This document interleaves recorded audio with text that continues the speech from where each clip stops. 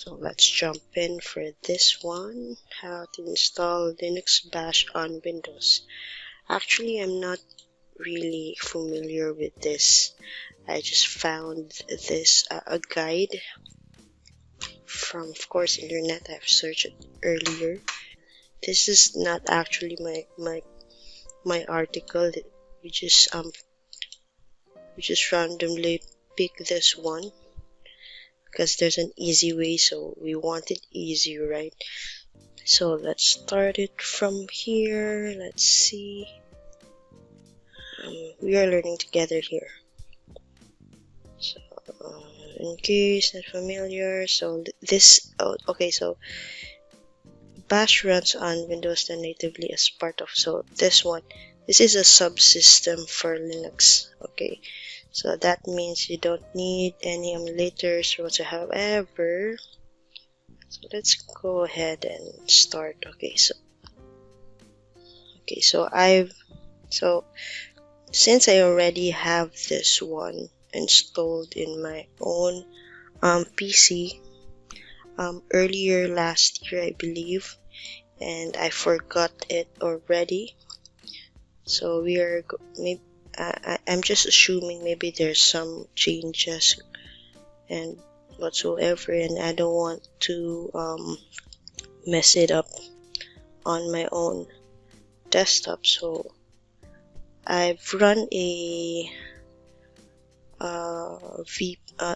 RDP, so that this is the one that we will gonna use for this tutorial, or for this video. Actually, not a tutorial, this is a learning demo for us, okay, because we are learning together here. And so he said, let me discuss first this one here. The first thing is mentioned above, run Windows. So this Bash, Linux Bash, is for guys, or for PC Windows 10, and you have to have a 64-bit, I believe, system, because it doesn't work with 32-bit. Okay, and then make sure your Windows 10 is updated. Make sure this is updated here. So make sure this is all updated. Okay, this one, make sure this icon is updated earlier, or don't have. So if this is something, if your Windows is showing this one, you need to make it disappear. You need to download and install, and then until your Windows update section don't show this type of link here. Okay, make sure it's all updated. And if you can meet all the prerequisites, you can now freely install Linux Bash. Wow. So okay, so that's all. That's all there is into it in regards to requirements. So let's see. Okay, let's just add the requirements here. Let's note this one. So make sure to have a Windows 10. Okay, Windows 10 OS. Number 2, you have to have 64-bit system. Okay, number 3, updated Windows. Okay, or latest update, maybe latest Windows update.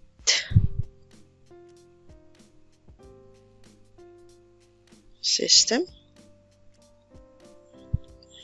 Tell me what is the term for this one? Okay, so maybe just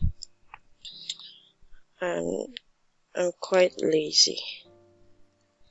Okay, requirements. So this is latest Windows updated system. Maybe just updated system.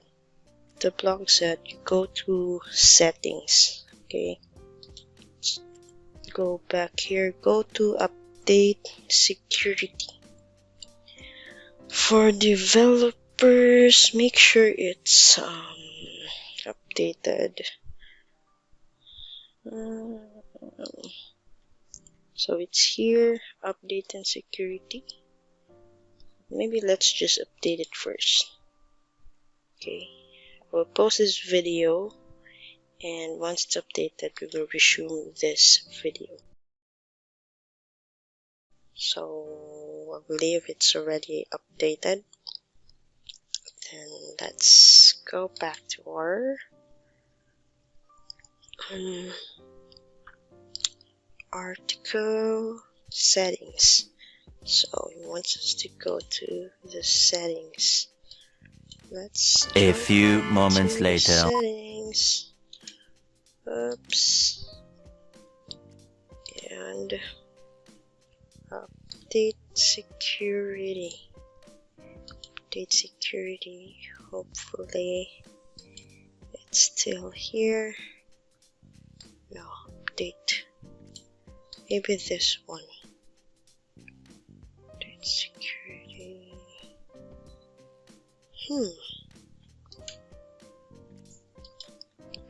Let me check if this is 64-bit. Yes, it is. And oh, sorry, it's not Windows 10. So maybe let's just exit on it, and then we'll just use I will just demo my own PC right now and just follow along with this guide. Okay, so let's find this one under, let's go to the settings.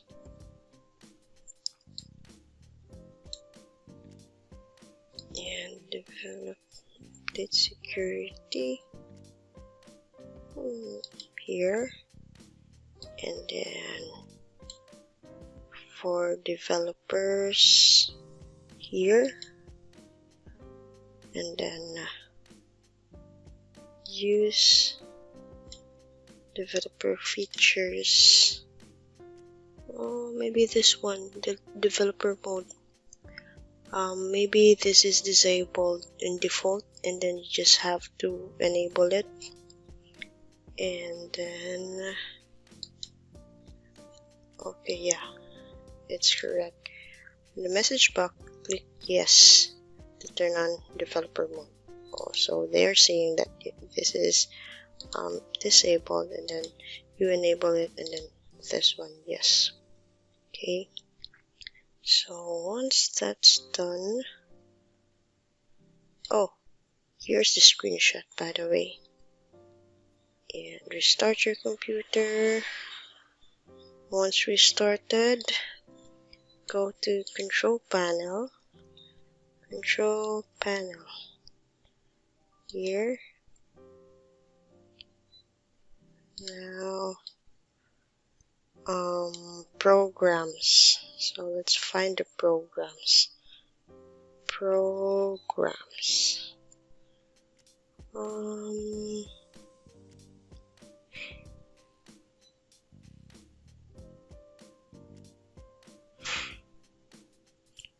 Turn on and off. Oh, here, programs and features. And turn Windows features on and off. So I believe it's here. So let's just, here's the screenshot, by the way. Sorry about this. And then scroll down for this here.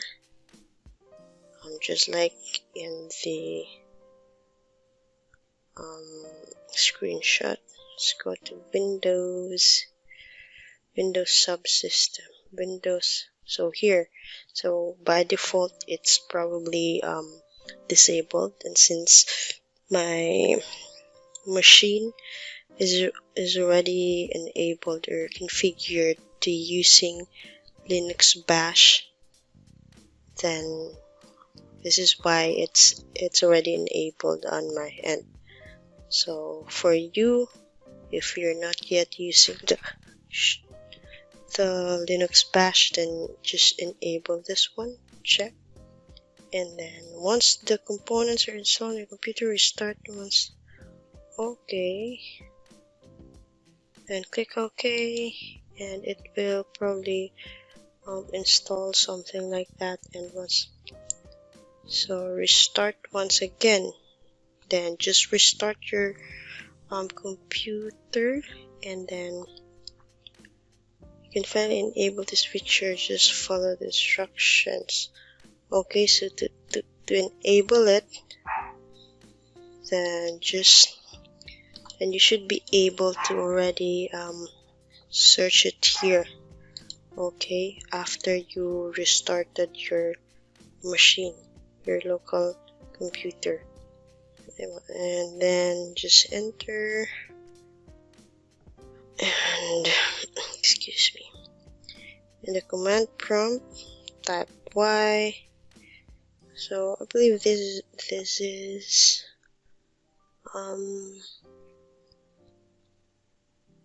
self-explanatory. Using this article, type Y and press enter. Start to search. Press enter. This command automatically download and install bash. Okay, so when you hit on here, say for example, for the first time, it will show this one, this screenshot here. It will not be the same as mine for sure, because I already configured this last year. So just see the reference from this article, okay? And just really easy, I believe. And then this command will automatically download and install bash from the Windows Store. This will install Ubuntu. So here, after that, you need to create a new default Unix user account. Okay, so I believe you can just follow this. This account doesn't have to be same as your Windows account. So this is so when you follow these steps here, it will install the subsystem, okay, from the Windows Store. For me, before, I believe I was redirected to Windows Store, and then you just download it there, or maybe I really don't remember. But as he said in this article, it will automatically download it. So maybe it will just be downloaded here, just like what it says here. Download from, oh, it's here. Sorry, it's here. So it will be you will not be redirected to Windows Store. They will just fetch the file, I believe. I'm not really sure how it is, how they will be doing it, but you can see it here, and up until it will show 100%, then it should be already installed. And then it will also extract the file system. Please create a default Unix user account, and then you will be asked to create a user account, and then you just add anything, let's say your name, and then add password. so that you will create it default. This account doesn't have to be the same as your Windows account, so it doesn't matter. You just I suggest you just add your username, not root, okay? Just username. Any it's not as said here, it's not related to your Windows username. You can just add your own name or whatever it is. And you can't add admin, then you cannot use admin or maybe root, because you will be able to use root or switch to root here, so probably not. You won't be able to use them, these users. Close bash command prompt. So now once you've done all this, bash will be installed on your computer. You'll be able to run it from the start menu and desktop just like any other app. Okay, so let's see. Start bash and press enter.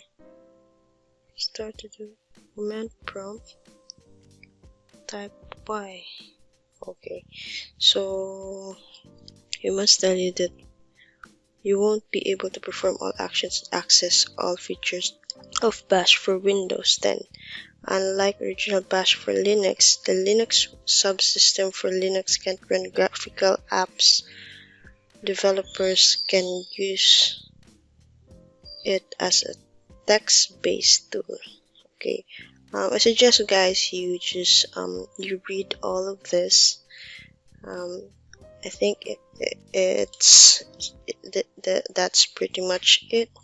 It's so simple and self-explanatory. And once you've done all the steps here in this article, then you should be able to search bash here, bash or just SSH, sorry, bash, or else, and then run this one, and you will be redirected to your system 32 folder. I'm not sure why. I believe you can set a default folder as well, just like any other Linux bash or terminal. Then you will be logged in as default for the user you have created when you installed the Linux bash Windows subsystem.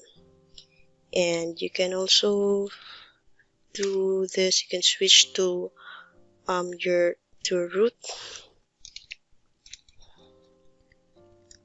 just like how, as you can see, I'm already switched to root now, so I don't have to use the sudo something like that. And same thing, if you want to exit, then you can just like that. Or you can also use command prompt and then just type bash and enter.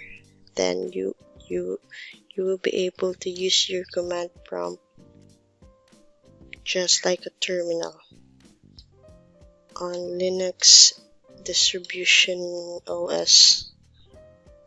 Let me know if that's the right term. Tell me. So that's it, I believe. So I believe we're done with this video learning.